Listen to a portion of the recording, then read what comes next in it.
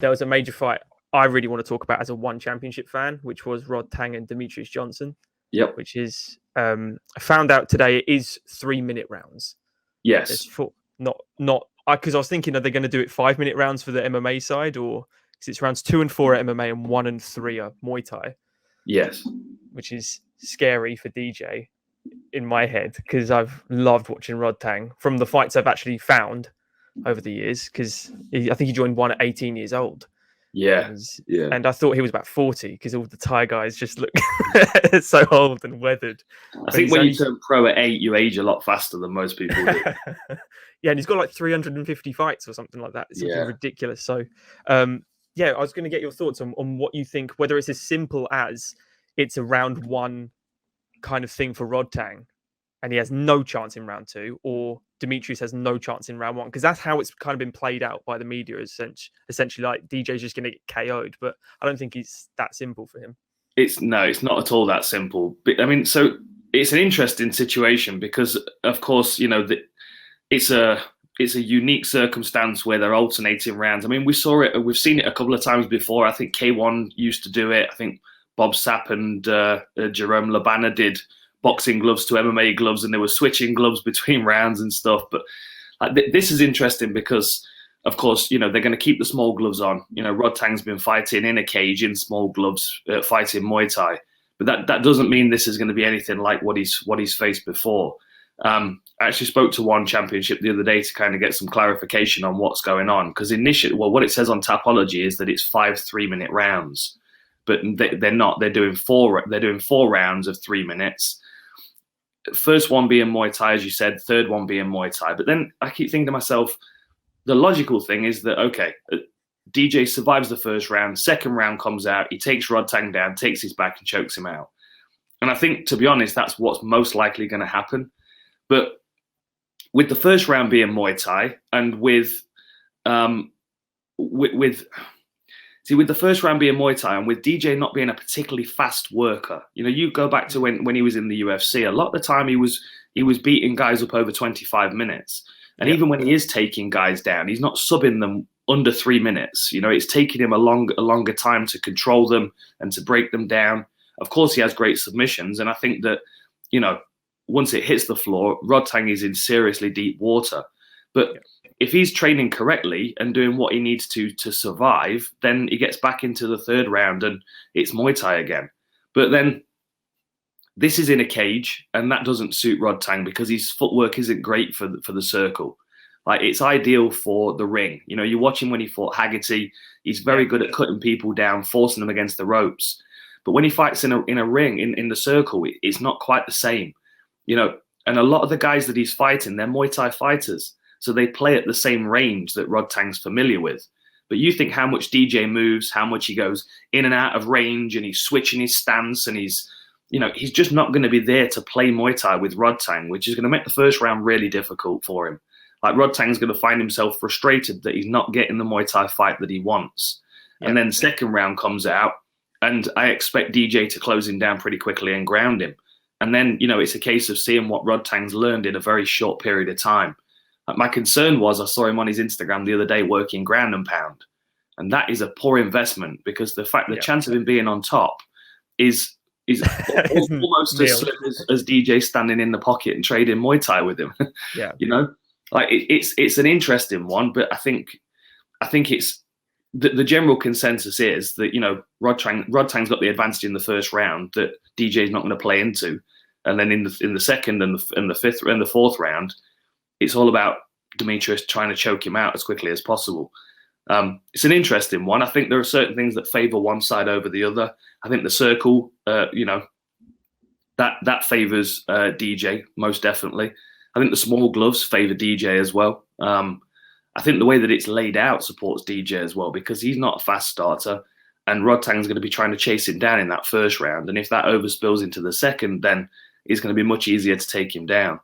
I don't know how much Rodtang is doing to offset the disadvantages in the second and the fourth round. That's my concern for him. And if he's doing ground and pound from the top, that's not a good investment of his time.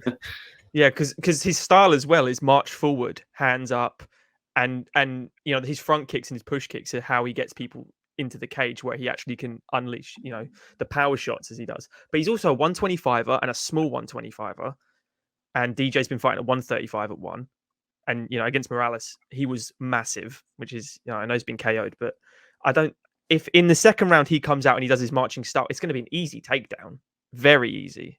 If he's investing his time on top, he's getting subbed very quickly because all he should be doing is getting up. That's literally it. But the only thing I was thinking of was scorecards, because in Muay Thai, you get a knockdown. That's a 10-8 straight away.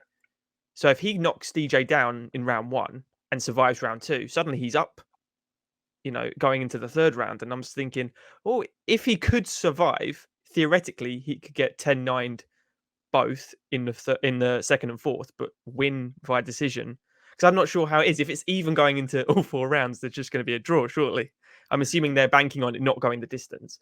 Well, I mean, you would think that, but then this is another bit where there's some confusion, because the way that the judges score kickboxing and Muay Thai in one is different to the way they score MMA. So in the kickboxing and Muay Thai fights, they score per round. So, you can win round, lose a round, win a round, lose a round. But when they score in the MMA fights, they score them as a whole. So it's actually down to who's closest to finish the fight. So say if Rodtang knocks him down in the first round and then DJ takes him down and almost guillotines him in the second, they both kind of even each other out. And if they're judging it as a whole, when we get to the end of the, 12 minutes, like it could be a very, very difficult decision to make. And it could be down to how heavily you score striking or submissions. I think it's going to be very difficult for Rodtang to hurt DJ. I think it's going to be difficult. That was my next question. Do you think he can even hurt him? Yeah. It's not. I think he could hurt him if this was a Muay Thai fight and they were fighting in a phone box. Then absolutely, Rodtang's going to really hurt him because his knees, his elbows, and his low kicks are a problem. But he has to make sure DJ's within range before he starts throwing them, and that's the game that DJ's not going to play. He's going to be changing that distance between them so often that Rodtang's going to feel like he's just chasing him for the whole time. And again, it's in a circle. You don't have corners, so you can't force somebody into a corner and trap them. And there's more surface area on the canvas in a circle as well, which gives DJ more space to move. And if the frustration spills over into the second round, like you said, he's a walk you down kind of fighter. It's going to be easier to take him down. I've never seen him take a back step in any fight. Even the Haggerty fight, Haggerty was front body kicking him all day and he cut him to the rope. And as you say, he uses the ropes as the advantage and he caught him with that clean right. So, and what does DJ do best? Move. That's what he does. He's Mighty Mouse for a reason. He moves so fast. Yeah. So what would your prediction be? Would you go with the majority right now, just saying it's a DJ sub? Yeah, it wouldn't surprise me if DJ takes him down, mounts him, and arm bars him in the first or second round, because I think he's also going to bank on the fact that Rodtang's going to be doing a lot of like neck defense stuff, because that's the most likely way to attack him. Yeah. Wouldn't surprise me if DJ goes for one of those fantastic arm bars that he got. Like, was it Ray Borg that he got in the last second? Yeah, like we know he's got that potential. It's a very interesting circumstance.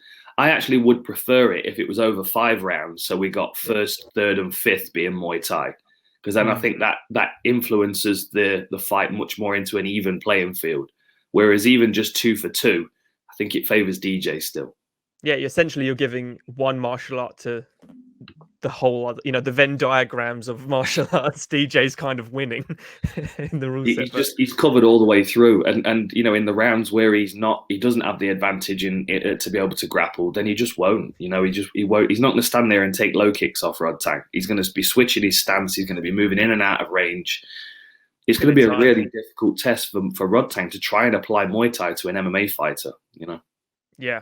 No, I'm with you 100% as well. I think it's a Demetrious. I think it's quite easy stylistically, and that's the only reason. But I would like to see Rodtang actually take an MMA fight eventually, because he's done almost everything in the game in Muay Thai at 24 years old. Like in today's world, anyway, especially with one championship, he's had I think 19 fights since the Haggerty fight already. I mean, the guys, he endlessly impresses me every time he steps in there. His gameness and his technical ability, as well as his willingness to, just put himself in danger to win fights. If you're gonna, I mean, this is of course a mixed rules fight, so there is a an attraction for Rodtang to make this his kind of MMA style debut. But you could put him in there against some other guys that are on the ONE Championship roster in full MMA rules, and I think Rodtang has a fairly decent shot at them.